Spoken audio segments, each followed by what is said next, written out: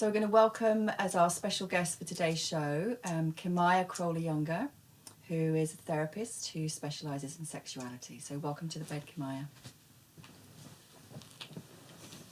Not been on this bed before. Oh, I know.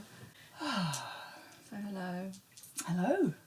I wanted to do this and speak to you now because I've just been through a breakup, and I think it would be really valuable to ask some specific questions that have arisen for me because of my experience, but they will be, like what you've got to say about that will be beneficial for lots of people who will be interested, I hope. So. So can you just say a little bit more about who you are and what you do? I have a background in psychotherapy. I was a psychotherapist for 10 years and realised that sexuality was missing out of my training, and was really interested in sexuality. So I did a whole bunch of trainings on sexuality, tantra, body work and trauma as well. I'm very interested in trauma, how we manage it, release it, the impact it has on life, that kind of thing. When you say trauma, what do you mean? So anything that's traumatic is something that's overwhelming to the system.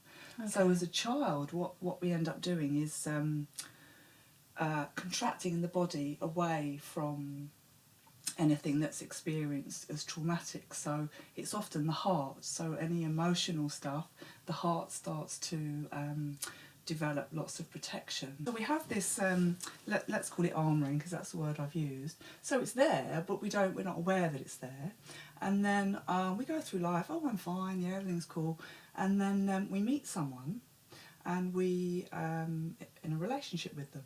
And as they start to move towards us in intimacy, this starts to move. It kind of starts to shake and cause disturbances, and we think, oh, you know, what's this? This isn't right. But it is right, because all the time the heart is wanting to meet the other heart, and all this is in the way.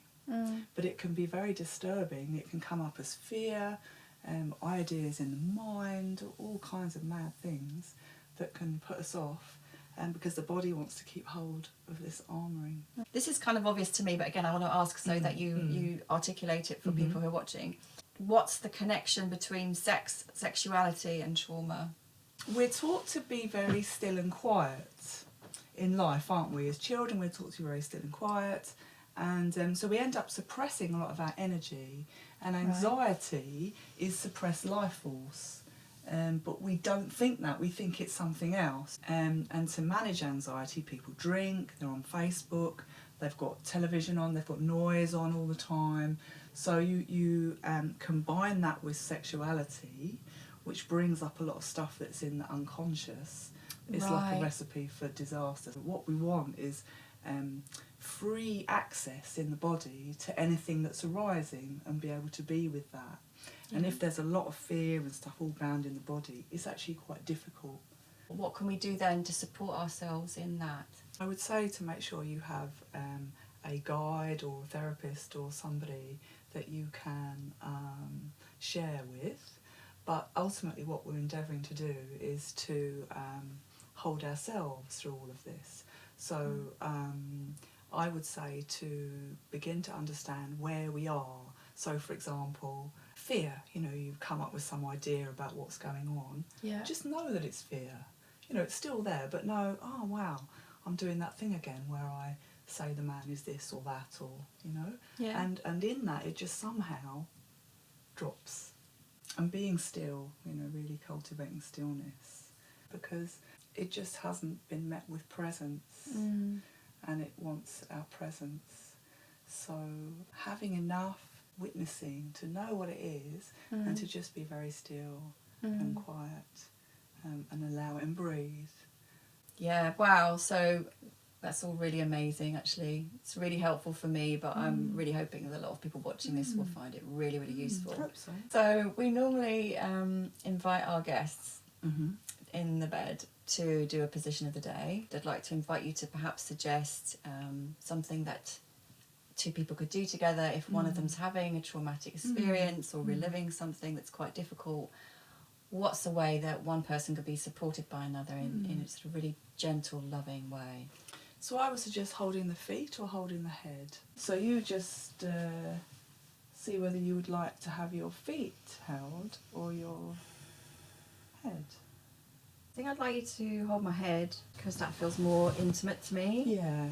So I would just be fully present, and when you approach your beloved, just to approach very softly and calmly. You don't want to disturb. So I think what I feel to do now is just to put my hands here. And then what's also nice is to notice how your beloved's breathing, especially if maybe you're feeling anxious. You might be breathing a bit fast. So the calmer I can be and connected with my breath is just going to be really helpful for you. And what will happen is you just sit together, just with the light contact. The nervous system that's most relaxed will regulate the anxious one. So that's why human contact is can be so nourishing. You want to feel supported and not put upon. So it's not that I'm doing anything, I'm not healing you, I'm not coming in and fiddling with your energy or anything, but it's like I'm just being with you in a way that the intention is to be supportive. Well, I don't want to move now. No. I really don't want to move. I want No. Kimaya to stay there So and don't move. play with my Don't hair move. forever Just, and ever. You can just speak, yeah. Oh, thank you so much to Kimaya for sharing her wisdom with us and with me. And It's a pleasure. Thank you for inviting me. yeah, and much love to everyone's heart. Thank you.